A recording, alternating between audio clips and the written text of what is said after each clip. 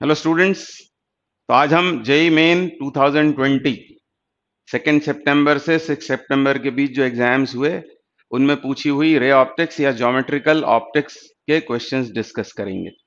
Total 10 question papers में 11 question ray optics से आए, तो वन बाई वन इनको डिस्कस करेंगे। उनमें पहला क्वेश्चन 2 सितंबर शिफ्ट 1 का। A spherical mirror is obtained as shown in the figure from a hollow glass sphere.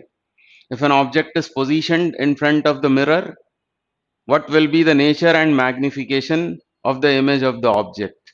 Figure drawn as schematic and not to scale. तो इस पर ध्यान दें, यह है वो स्फीयर जिससे काट कर उस स्फेरिकल मिरर को बनाया हुआ है। बात हो रही है स्फेरिकल मिरर की, मतलब which is a part of sphere. तो ये स्फीयर दिया हुआ है और ये है वो मिरर। आप देख रहे हैं उसकी बल्जिंग आउट जो सरफेस है वो सिल्वर्ड है और बल्जिंग इन सरफेस वो है पॉलिश्ड। मतलब ये जो मिरर हमको गिवन है ये है कॉनकेव मिरर। ये कॉनकेव मिरर हमको दिया हुआ है। अब यहां ध्यान दें, यह है 0, तो डायमीटर कितना है इस स्फीयर का, वो है 16। रेडियस कितनी है, वो है 8। और यह है उस स्फीयर का सेंटर। मिरर के लिए ये हो जाएगा सेंटर ऑफ कर्वेचर, और आधे पर निशान लगा दें तो ये होगा फोकस। तो आपको पता लग गया कि ऑब्जेक्ट बियॉन्ड सी प्लेस की हुई है। तो पहले ये देखना है हमें कि ऑब्जेक्ट कहाँ रखी हुई है, फिर आपको सब याद आ जाएगा। Object is placed beyond beyond C. तो इमेज फॉर्मेशन आपको याद आ गई होगी। इवन 10th में भी आप पढ़ चुके हैं, ये सब 9th में भी पढ़ चुके हैं। तो बियॉन्ड सी ऑब्जेक्ट है, तो वो इमेज कहाँ पर फॉर्म होगा, इमेज बनेगा बिटवीन सी एंड एफ, सी और एफ के बीच में कहीं। तो क्या क्या प्रॉपर्टीज उसमें होती हैं, तो इमेज इज फॉर्म्ड, हालांकि पूछा नहीं है हमसे, पर इमेज बनेगी कहां पर, तो इमेज फॉर्म होगी between C and F, between C and F. और वो कैसी होती है, रियल होती है। पहली बात, रियल होती है। प्रॉपर्टीज आप जानते हैं, क्योंकि रेज एक्चुअली मीट हो रही होती हैं या एक्चुअली इंटरसेक्ट हो रही होती हैं, तो इमेजेस रियल। उसके अलावा इन्वर्टेड, दूसरी प्रॉपर्टी है इन्वर्टेड, पर ऑब्जेक्ट के रेस्पेक्ट में inverted. Inverted with respect to the object, मतलब ऑब्जेक्ट कैसी है, प्रिंसिपल एक्सिस से ऊपर, तो इमेज प्रिंसिपल एक्सिस से नीचे बनेगी, अपसाइड डाउन। तो रियल है, इन्वर्टेड है।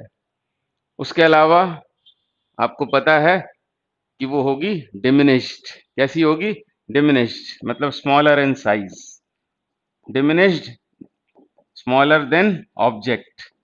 इस डिमिनिश्ड को ही यहां पर ऑप्शंस में अनमैग्नीफाइड लिखा हुआ है, अनमैग्नीफाइड। अनमैग्नीफाइड, तो अनमैग्नीफाइड से ये भी समझ में आ रहा होता है, कई बार कंफ्यूजन ये होता है, अनमैग्नीफाइड मतलब कहीं सेम साइज तो नहीं है, पर सेम साइज कहीं नहीं लिखा है, मतलब अनमैग्नीफाइड से इनका मतलब है डिमिनिश्ड। तो वो होती है रियल, इन्वर्टेड और डिमिनिश्ड। तो आप देख रहे हैं ये वाला option, inverted, real and unmagnified, and so option 3 is correct. But NTA says the answer is 1। तो मेरे ख्याल से 1 तो बिल्कुल नहीं है, आंसर इसका 3 है। तो इसमें जरूर बोनस मार्क्स बच्चों को मिले होंगे। तो बहुत ही आसान क्वेश्चन था, पर बहुत आराम से आपको करना पड़ेगा। जब एग्जाम में इस तरह का क्वेश्चन आता है तो जल्दबाजी में हमसे गलती हो सकती है, तो वो आसान पर सावधान रहते हुए, बहुत कूल रहते हुए आपको करना पड़ेगा, तो गलती। तो अब अगला क्वेश्चन करेंगे। ये 2 सितंबर शिफ्ट 2 का क्वेश्चन है। क्या बोल रहे हैं, light ray enters a solid glass sphere of refractive index mu equals to √3 at an angle of incidence 60 degree. तो ये न्यूमेरिकल टाइप क्वेश्चन है, आपको पता है उसमें से 20 क्वेश्चंस होते हैं सिंगल ऑप्शन करेक्ट टाइप, और 5 क्वेश्चंस होते हैं न्यूमेरिकल वैल्यू टाइप। तो वो न्यूमेरिकल वैल्यू एक डिजिट वाली या 2 या 3, ऐसा आंसर आ सकता है। तो ये न्यूमेरिकल टाइप क्वेश्चन था, इसको हम fill in the blanks type भी बोल सकते हैं। तो ये है एक स्फीयर और इसके मटेरियल का रिफ्रैक्टिव इंडेक्स है √3। और ये स्फीयर ऑब्वियसली किस में रखा हुआ है, एयर में। और पहली लाइन में बोला हुआ है कि लाइट रे एंटर होती है at an angle of 60 degree, angle of incidence 60 degree दिया हुआ है। तो यहां बना लेता हूं मैं वो लाइट रे इस तरह से, ये हो गई वो इंसिडेंट रे, ये उस स्फीयर का हो जाएगा सेंटर। तो ये लाइन नॉर्मल का काम करेगी, क्योंकि रेडियस स्फीयर पर होती है परपेंडिकुलर या normal. So this line serves as normal. ये हो गई इंसिडेंट रे, तो ऑब्वियसली ये एंगल हो जाएगा 60 डिग्री। ये पहला स्टेटमेंट था। इस स्फीयर के मटेरियल का रिफ्रैक्टिव इंडेक्स √3, मतलब डेंसर देन एयर, और एक लाइट रे 60 डिग्री के एंगल पर इंसिडेंस हुई। अब इस लाइट रे का होगा क्या, क्योंकि जा रही है from rarer into a denser medium that will bend towards normal. तो ऐसी आ रही है, ये नॉर्मल की तरफ बेंड हो जाएगी, मतलब ये होगा उसका पाथ। इस तरह नहीं जा सकती वो अनडिविएटेड, वो बेंड हो जाएगी।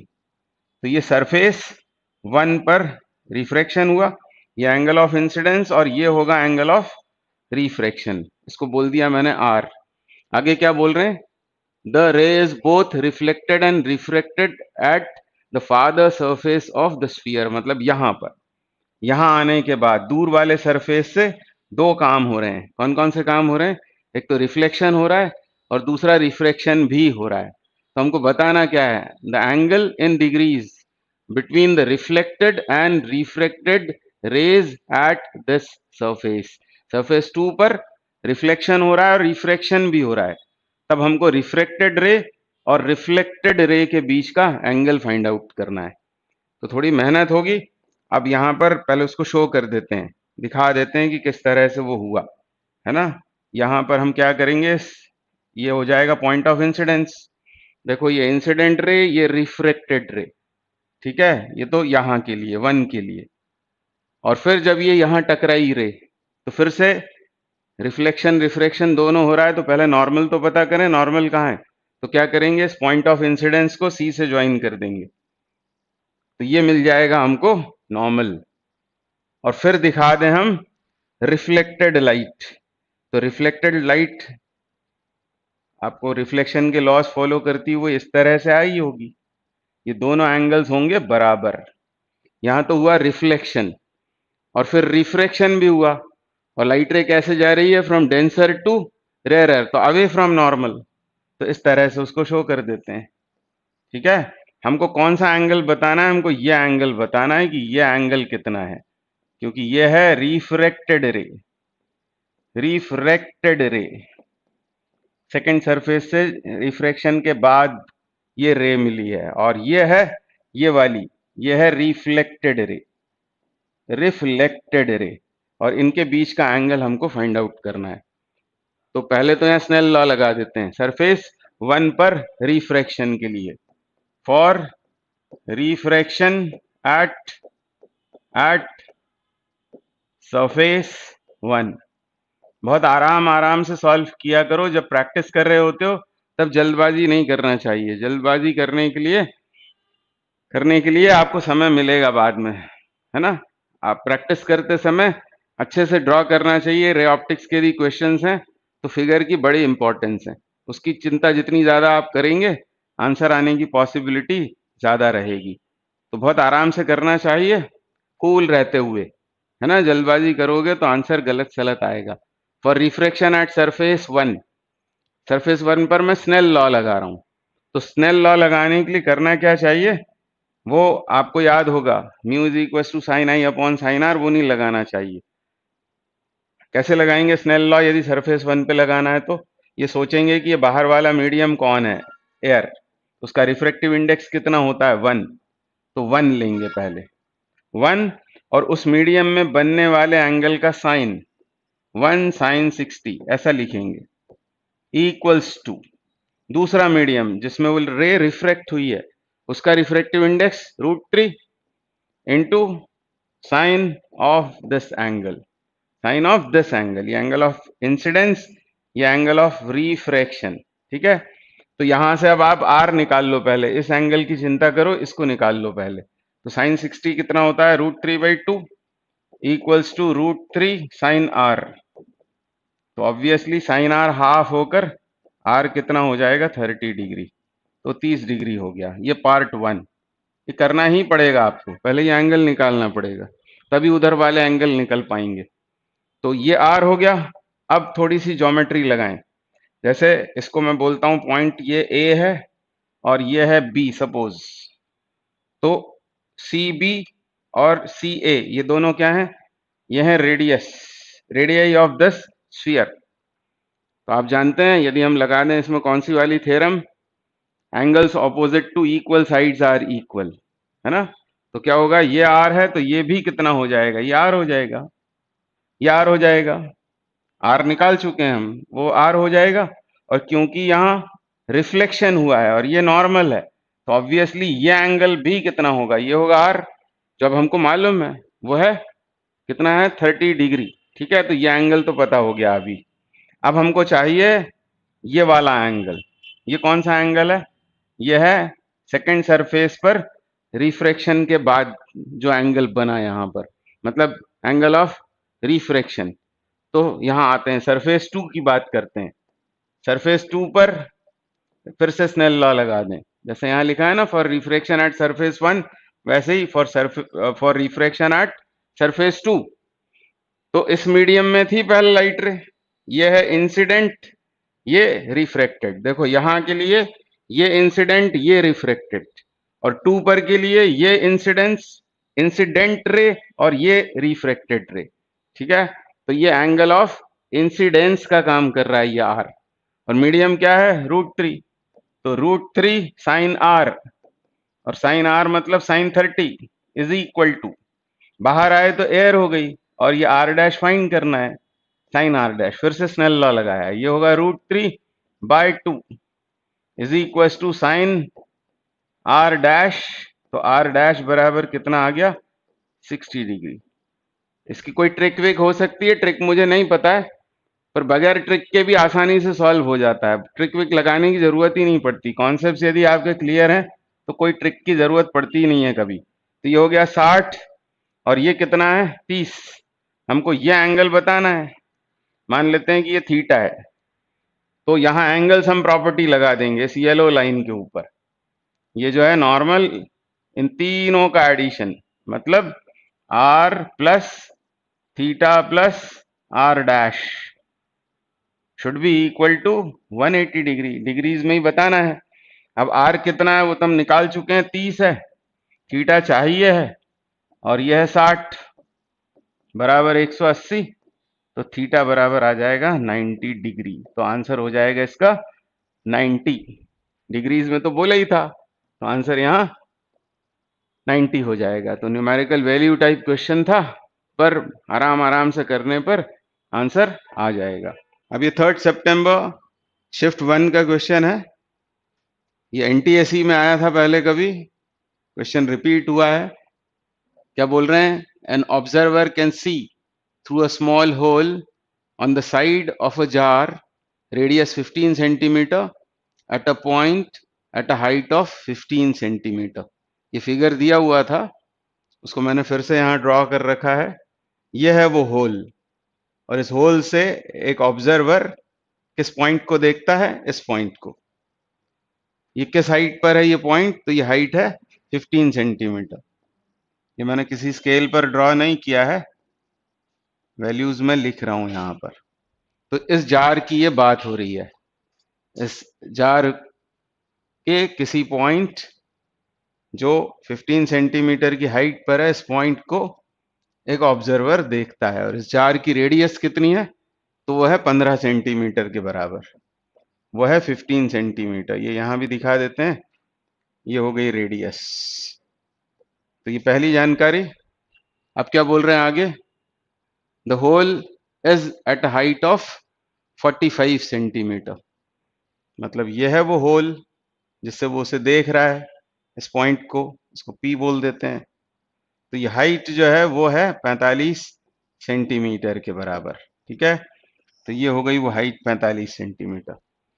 When the jar is filled with a liquid up to height of 30 centimetre, 30 centimetre की हाइट तक जब इसमें क्या भर दिया जाता है, पानी भर दिया जाता है, या कोई लिक्विड भर दिया जाता है, यहाँ लिक्विड बोल रहे हैं, क्या बोल रहे हैं, liquid up to height of 30 centimetre, the same observer can see the edge at the bottom of the jar.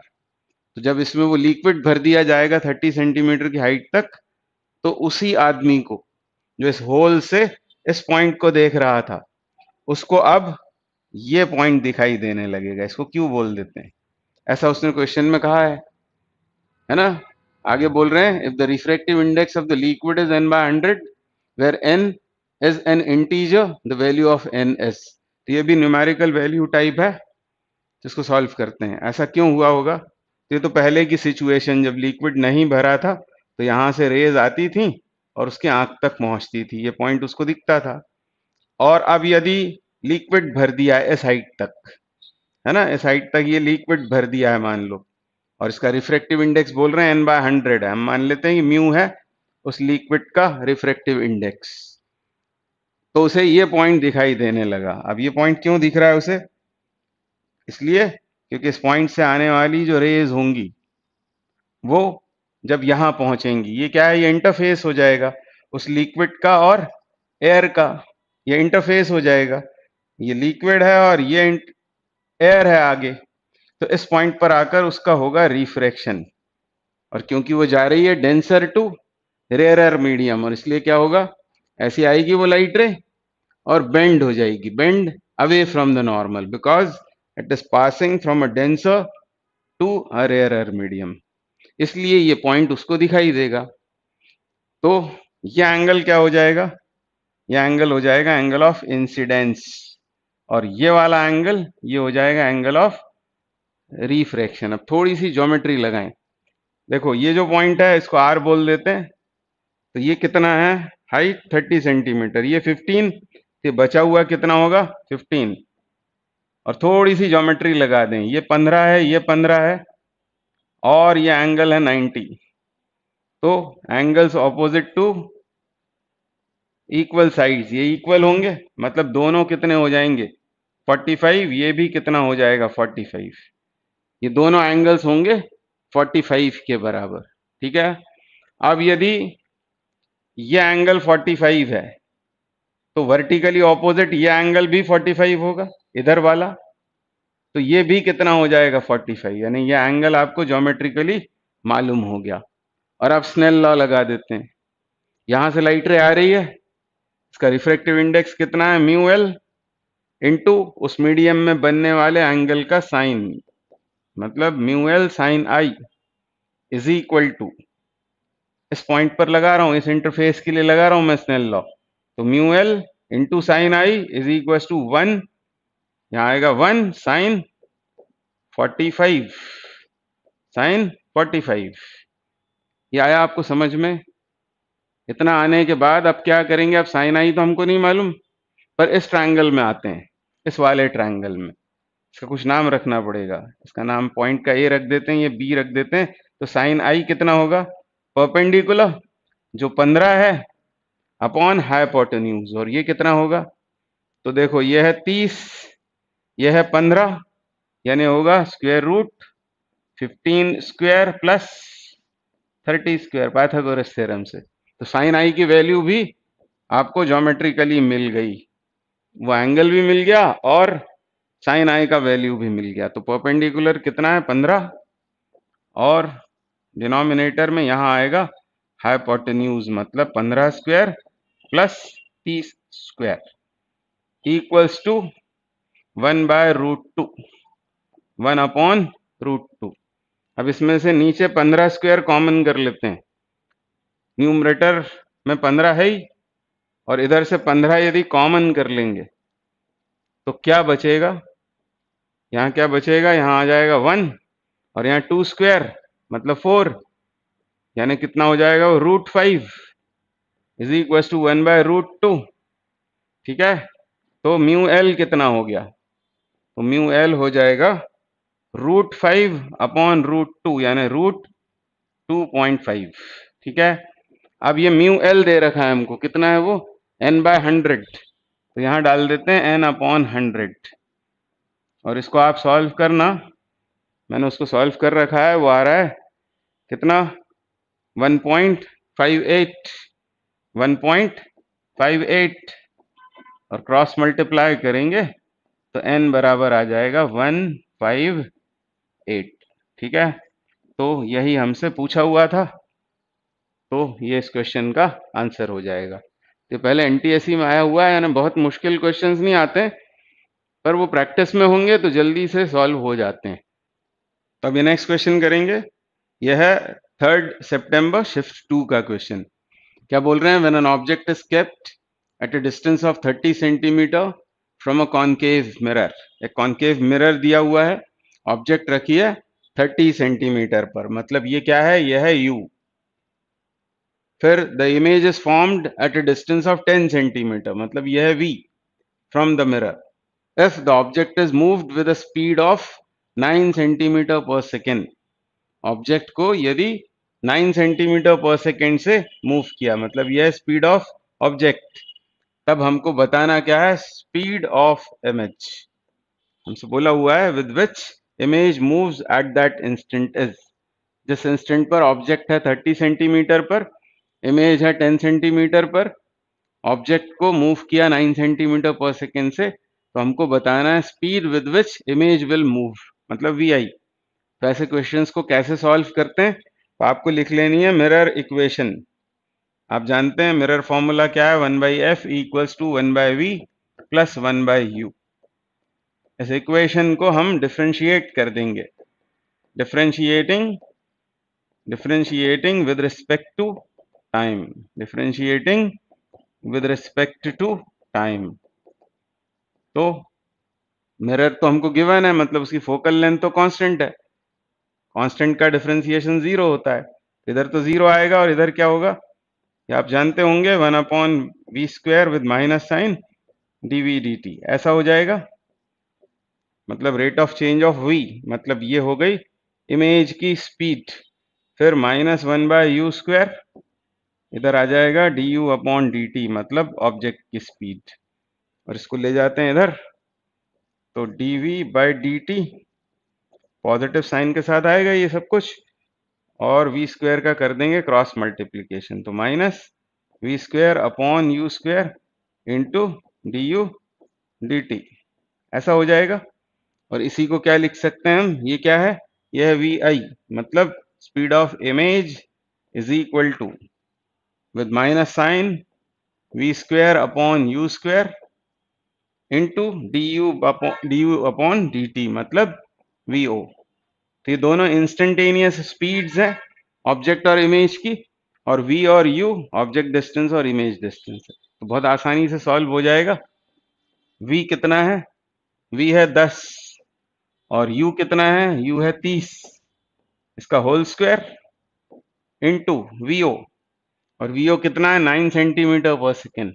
If the object is moved with a speed of 9 centimetre पर सेकेंड टूवर्ड्स मिरर या away from the mirror, जिसमें जिस भी direction में उसे चलाया है उसको पॉजिटिव मान लेते हैं, तो वो हो जाएगा 9, यहाँ आ जाएगा 9, और इसको सॉल्व करें तो ये 0 तो कैंसिल, 1/3² इज 1/9, ये -1 आ जाएगा, और इसको किस में डाला था, सेंटीमीटर पर सेकेंड में, तो ये भी आ जाएगा सेंटीमीटर पर सेकेंड में, तो -1।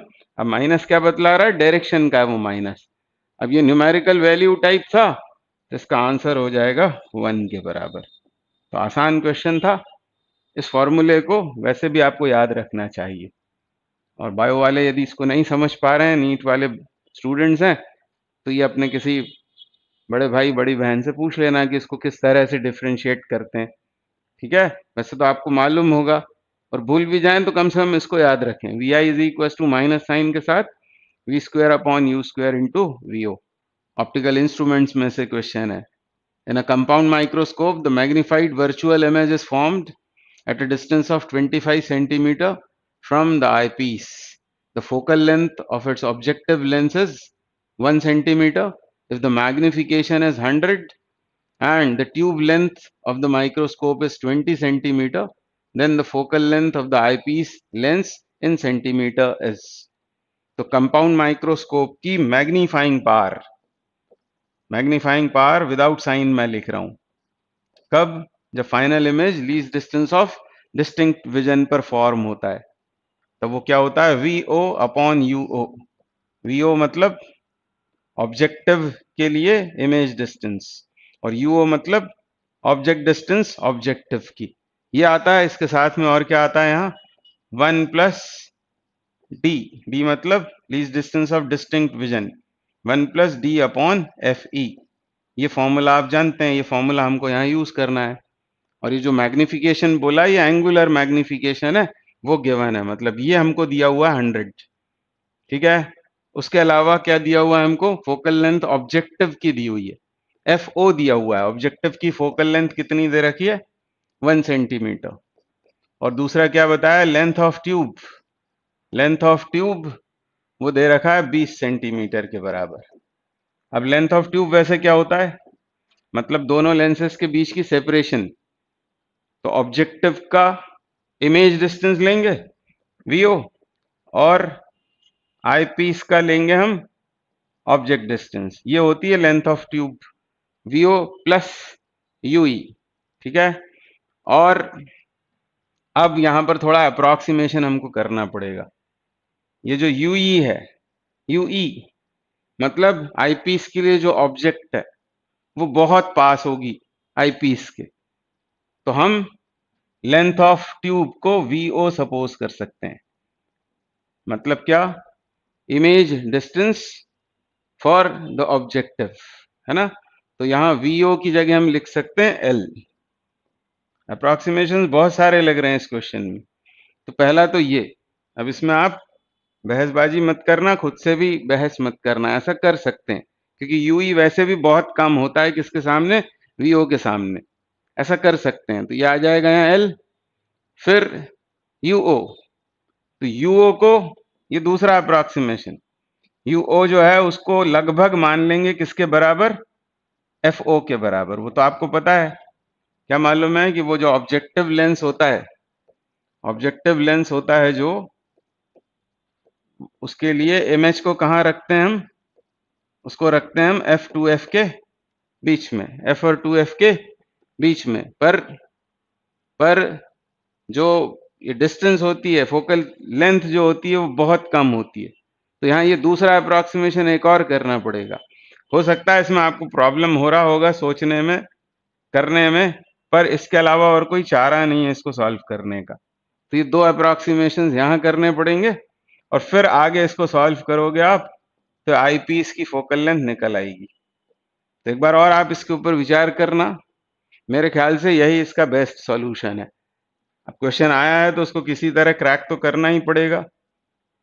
तो ये 100 हो गया, लेंथ ऑफ ट्यूब कितनी है 20, ये है 1, फिर 1 plus D is 25 upon F E, फिर इसको इधर ले जाएं तो ये हुआ 5 बराबर 1 प्लस 25 अपॉन एफ ई।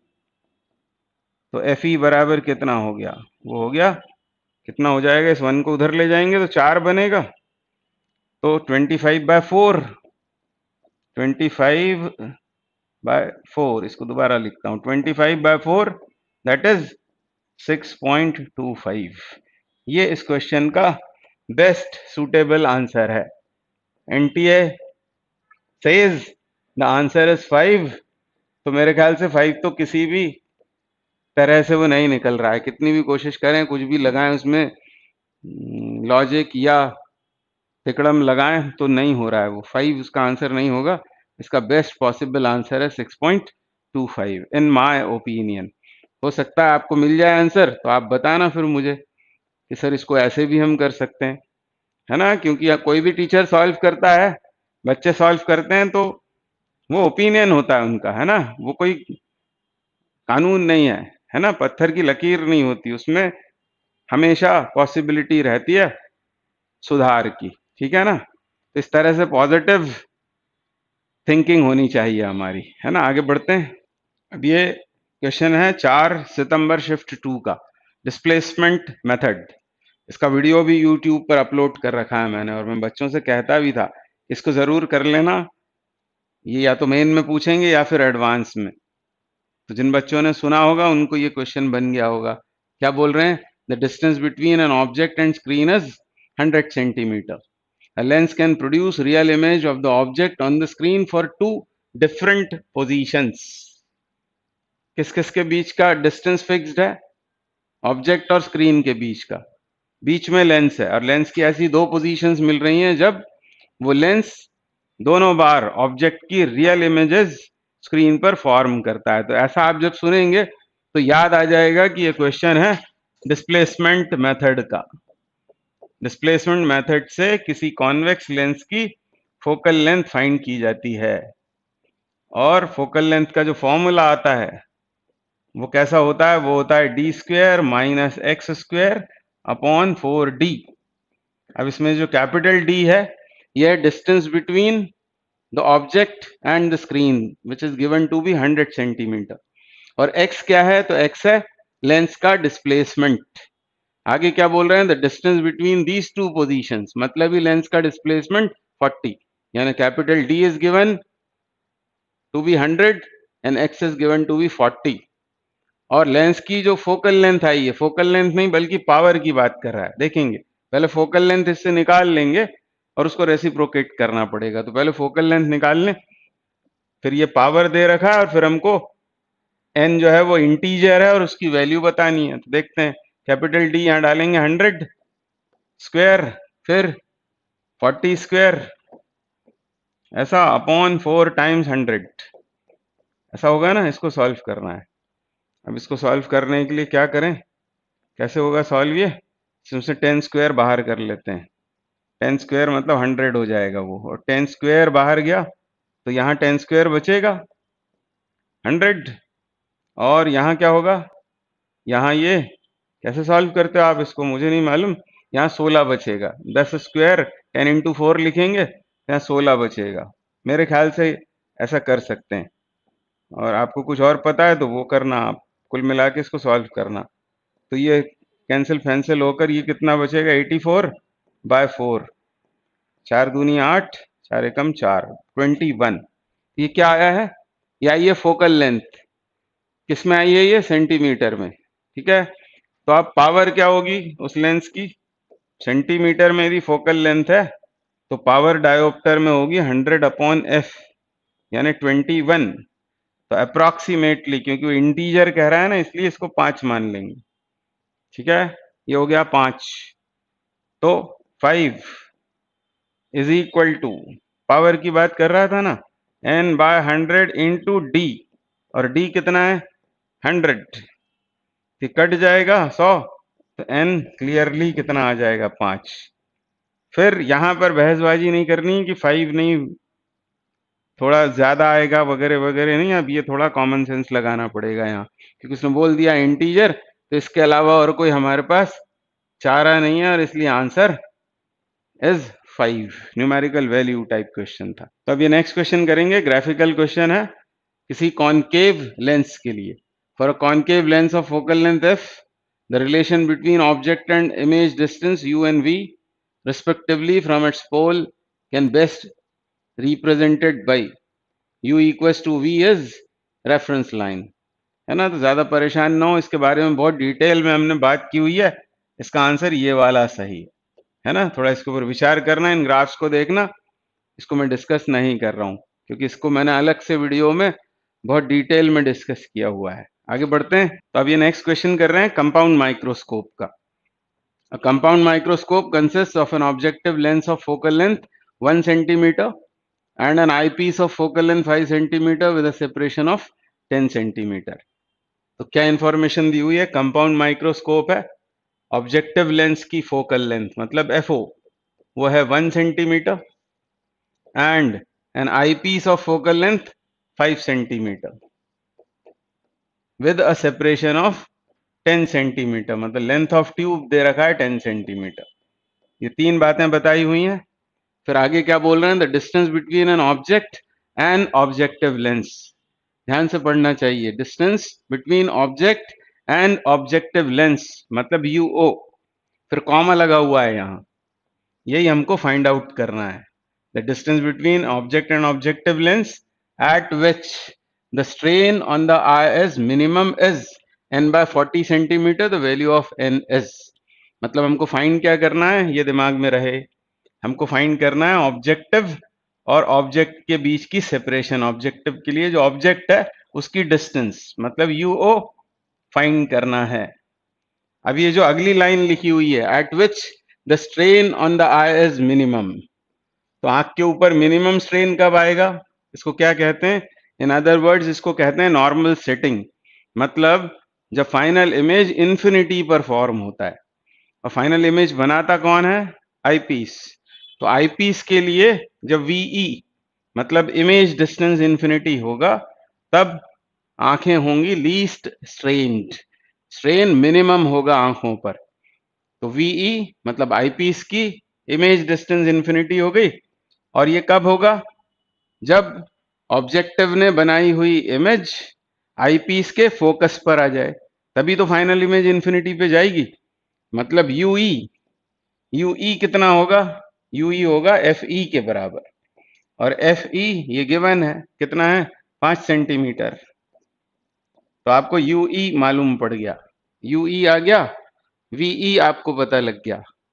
तो फायदा क्या हुआ? फायदा ये हुआ कि अब लेंथ ऑफ ट्यूब कितना है? 10 सेंटीमीटर। और लेंथ ऑफ ट्यूब का मतलब क्या होता है? थोड़ा सोचें। ये होता है ऑब्जेक्टिव, और ये होता है आईपीस। ये एल ई, ये एल ओ। इसकी जो इमेज है किसकी? ऑब्जेक्टिव की, वो कहाँ आ गई है? वो आईपीस के फोकस पर आ गई है। ऐसे ही हुआ है। तो फाइनल इमेज कहाँ पहुंच गई है? इन्फिनिटी पर। अब ये कितना है यहां से यहां तक? तो इसको बोलेंगे हम इसकी इमेज डिस्टेंस, मतलब वीओ। और ये क्या है? तो ये है एफ ई। तो लेंथ ऑफ ट्यूब कितना होगा? V O plus F E, V O plus F E, V O plus F E. तो ये 5 है, और लेंथ ऑफ ट्यूब भी पता है आपको 10। तो वीओ कितना हो जाएगा? वीओ हो जाएगा 5 के बराबर। ठीक है ना? तो 5 सेंटीमीटर हो गया वीओ। यूओ फाइंड करना है, एफओ ये है।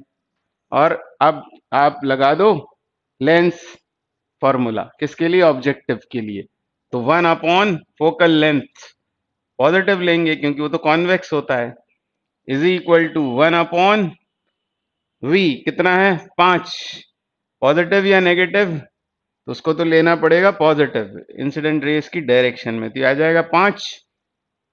और माइनस 1 अपॉन यूओ, तो 1 अपॉन यूओ इधर लेकर आते हैं एलएचएस में, तो ये हो गया 1/5 माइनस 1, और इसको सॉल्व करेंगे यूओ के लिए। तो 1 अपॉन यूओ इक्वल्स टू कितना हो जाएगा? -4/5, एंड हेंस यूओ इज -5/4। और ये आंसर आएगा किसमें? सेंटीमीटर में। तो ये यूओ ही तो हमको फाइंड करना था। अब यूओ फाइंड करने के बाद में आगे बोला उसने, distance between object and objective lens is this. इसको n/40 से इक्वेट कर देना, माइनस साइन आप छोड़ दो चलेगा। तो 5/4 इक्वल्स टू n/40। हमको n की ही वैल्यू फाइनली बतानी है। तो ये 10, तो n बराबर आ गया 50। इस क्वेश्चन का आंसर हो जाएगा 50। इसका मतलब यह है, ये क्वेश्चन हमको ये बता रहा है कि ऑप्टिकल इंस्ट्रूमेंट्स में मैग्नीफाइंग पावर के फॉर्मूले रटने से कुछ नहीं होगा, या डेरिवेशंस करने से कुछ नहीं होगा। डेरिवेशन से तो फिर भी फायदा होगा, पर न्यूमेरिकल प्रॉब्लम्स करना चाहिए। वो तो लेंस सिस्टम होता है बस।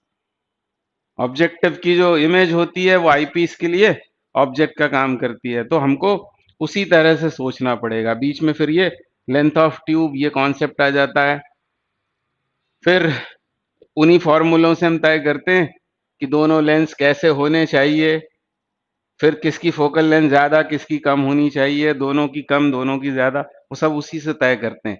मतलब न्यूमेरिकल प्रॉब्लम्स हमको करना चाहिए दोनों लेंस को, या दोनों लेंस के लिए जो कुछ हो रहा है इमेज फॉर्मेशन, उसे ब्रेक करके हमको सोचना चाहिए। अब अगला क्वेश्चन करते हैं। क्या बोला हुआ है? Double convex lens has power P and same radii of curvature are of both the surfaces. The radius of curvature of surface of a plano-convex lens made of the same material with power 1.5 P is। दो lens की बात हो रही है। पहले बात हुई है किसी डबल कॉन्वेक्स लेंस की, पर इनको शायद कहना चाहिए था, मेरे ख्याल से इनको कहना था इक्वी कॉन्वेक्स, क्योंकि रेडियस ऑफ कर्वेचर्स इक्वल हैं। ऐसे किसी लेंस की बात हो रही है और रेडियस ऑफ कर्वेचर मान लेते हैं कितना है, वो है आर, कैपिटल आर कर लो इसको, ठीक है। और रिफ्रैक्टिव इंडेक्स इसके मटेरियल का म्यू मान लो, पावर है इसकी पी, तो पावर का फॉर्मूला लिखें लेंस मेकर्स फॉर्मूला से, P इक्वल टू 1/f, 1 कर सकते हो आप इसको, इज इक्वल टू यहाँ क्या आता है mu minus 1 into 1/r1 minus 1/r2। R1 incident raise ऐसी होंगी तो R1 प्लस साइन के साथ, R2 माइनस साइन के साथ, तो 1/r माइनस 1/-r, तो ये ऐसा हो जाएगा, ये बन जाएगा 2/r। तो P इक्वल्स टू कितना हो गया, म्यू माइनस 1 इंटू 2/r, ये इक्वेशन 1 हो गई।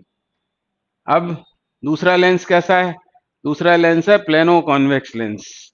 तो जब भी प्लेनो कॉन्वेक्स लेंस की बात हुआ करे तो क्या करना चाहिए, पहले प्लेन सरफेस बनाना चाहिए, प्लेनो कॉन्वेक्स, ये R1 ये R2, R1 कितना हो जाएगा इन्फिनिटी, R1 इन्फिनिटी हो जाएगा और R2 हो जाएगा माइनस R, और ये वैल्यूज डालना चाहिए।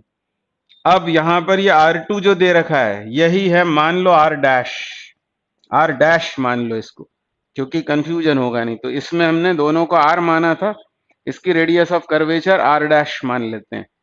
और फिर से पावर की बात करते हैं, अब कितनी है पावर 1.5p, तो यही फॉर्मूला यूज करेंगे lens makers formula, 1.5p equals to mu minus 1 into 1/r1, तो 1/infinity minus 1/r2 is minus r, तो ये ऐसा हो जाएगा प्लस r। तो कितना बन गया ये r डैश, फिर से गलती कर रहा हूं मैं, r डैश, तो 1.5p equals mu minus 1/r dash, ये इक्वेशन 2 हो गया। और हमको इस r डैश की वैल्यू निकालनी है इन टर्म्स ऑफ r, तो क्या करें, इक्वेशन 2 को इक्वेशन 1 से डिवाइड कर देते हैं, तो 1.5p/p, तो क्या रह जाएगा 1.5 यानी 3/2 इज इक्वल टू, इसको इससे डिवाइड कर रहे हैं तो म्यू माइनस 1/r डैश ये आएगा, और इससे डिवाइड करने पर ये रेसिप्रोकेट हो जाएगा, ऐसा हो जाएगा। अब म्यू माइनस 1 कैंसिल आउट और 2 से ये कैंसिल आउट, हमको चाहिए क्या है, ये चाहिए हमें r डैश, तो r डैश कितना आ जाएगा, r डैश क्रॉस मल्टीप्लाई करने से ये बन रहा है r/3। आप एक बार और चेक कर लेना, मेरे ख्याल से यही इसका आंसर है, r/3, option 3 is correct, single option correct type question था, आंसर इज r/3। तो अब नेक्स्ट क्वेश्चन करेंगे, क्या बोला है, a point like object is placed at a distance of 1 metre in front of a convex lens of focal length ½ meter. A plane mirror is placed at a distance of 2 meter behind the lens. The position and nature of the image formed by the system is. ये system है एक convex lens और एक plane mirror का। हमको बताना है कि जो फाइनल इमेज बनेगी वो एक तो कहाँ बनेगी, उसकी पोजीशन और उसका नेचर। तो किस तरह इसको सॉल्व करेंगे, तो मान लेते हैं कि यह है वो कॉन्वेक्स लेंस, एक्चुअल रे डायग्राम नहीं बनाना है, सिर्फ इमेजिनेशन के लिए हम इसको बना रहे हैं, ये कॉन्वेक्स लेंस हो गया, ऐसे एरोहेड्स लगा देंगे। कॉनकेव होता है ना, तो कई बार ऐसा दिखेगा आपको फिगर, मतलब ये दिखाया हुआ है मैंने एक कॉन्वेक्स लेंस जिसकी फोकल लेंथ है 0.5 मीटर, तो ये 0.5 ये उसका फोकस हो गया, तो 2f कहाँ होगा 1 मीटर पर, ये उसका 2f हो गया। अब ऑब्जेक्ट कहाँ रखी हुई है, ऑब्जेक्ट रखी है उसके सामने 1 मीटर पर, मतलब यहाँ प्लेस्ड है ऑब्जेक्ट 2f पर। तो अब कुछ करने की जरूरत नहीं है, लेंस फार्मूला नहीं लगाना है। क्या होगा, रिफ्रैक्शन के बाद क्या होने वाला है, इमेज बनेगी 2f पर, मतलब कहाँ बनेगी, वो बनेगी 1 मीटर पर। तो यहाँ पर इमेज फॉर्म किया इस लेंस ने, ये पहली इमेज हो गई। जब इस लेंस से रिफ्रैक्शन हुआ तब यहाँ इमेज फॉर्म हो गया। अब वो जो प्लेन मिरर है वो कहाँ रखा हुआ है, 2 मीटर पर। ये हो गया 1 मीटर, ये 2 मीटर, यहाँ आप कहीं वो मिरर रखा हुआ है, तो मिरर बना देते हैं। ये हो गया वो प्लेन मिरर, ठीक है। अब क्या होगा कि ये जो इमेज है, लेंस की जो इमेज है, वो इस मिरर के लिए, प्लेन मिरर के लिए काम करेगी एज ऑब्जेक्ट। तो इस तरह से रेज उसके ऊपर इंसिडेंट होंगी, कई सारी रेज इमिट हो रही होंगी यहाँ से, उसमें से दो हमने ये ले ली हैं। और आप जानते हैं कि मिरर के सामने जितनी दूर ऑब्जेक्ट होती है, पीछे उतनी ही दूर उसकी इमेज बनती है। और ये कैसी होती है इमेज, ये इमेज होती है वर्चुअल, यानी ये मिरर की इमेज हो गई, इसको बोल देते हैं हम I2, ठीक है। फिर से देखते हैं, ये लेंस, इस लेंस के लिए ये ऑब्जेक्ट और ये उसकी इमेज, और लेंस की जो इमेज है वो मिरर के लिए ऑब्जेक्ट का काम कर रही है, और मिरर की ये इमेज हो जाएगी, मिरर के लिए ये ऑब्जेक्ट, ये इमेज, और ये रेज फिर रिफ्लेक्ट हुई, और रिफ्लेक्ट होकर फिर से इंटरैक्ट होंगी किसके साथ, इस लेंस के साथ।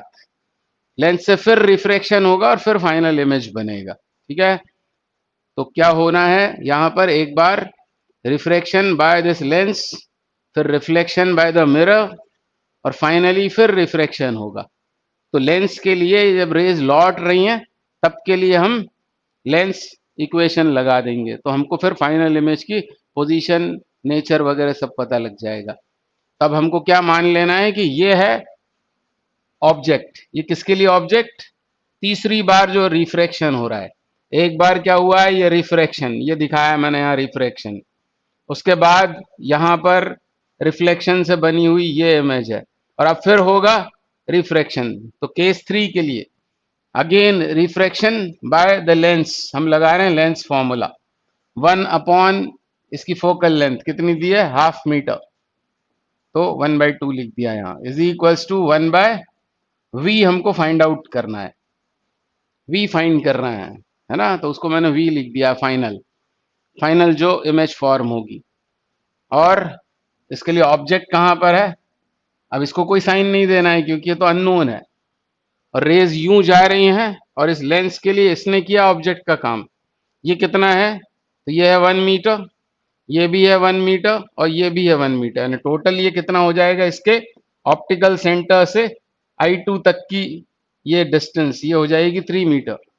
इंसिडेंट रेज इस तरह से जा रही हैं, हम मेजर ऐसे कर रहे हैं, मतलब ऑब्जेक्ट डिस्टेंस हो जाएगी माइनस साइन के साथ, यहाँ 3 रखना पड़ेगा, और फिर v इसमें से कैलकुलेट होगा। ये कितना हुआ, +1/3, और ये रेसिप्रोकेट हो गए 2 हो जाएगा, तो 2 - 1/3, तो कितना हुआ ये 5/3, और ये आंसर आएगा किसमें, मीटर में। तो v कितना हुआ, v हुआ 3/5 मीटर, दैट इज 0.6 मीटर, मतलब इसके ऑप्टिकल सेंटर से 0.6, और वो प्लस में आया मतलब यहां कहीं पर इमेज फॉर्म होगा 0.6 पर। जब ये रेज फिर से इससे इंटरेक्ट होंगी तो रिफ्रैक्ट होकर ये यहां आ जाएंगी। तो रे डायग्राम नहीं बनाना है आपको, कैलकुलेशन से हो जाएगा। तो ये है 0.6, ये है 0.6।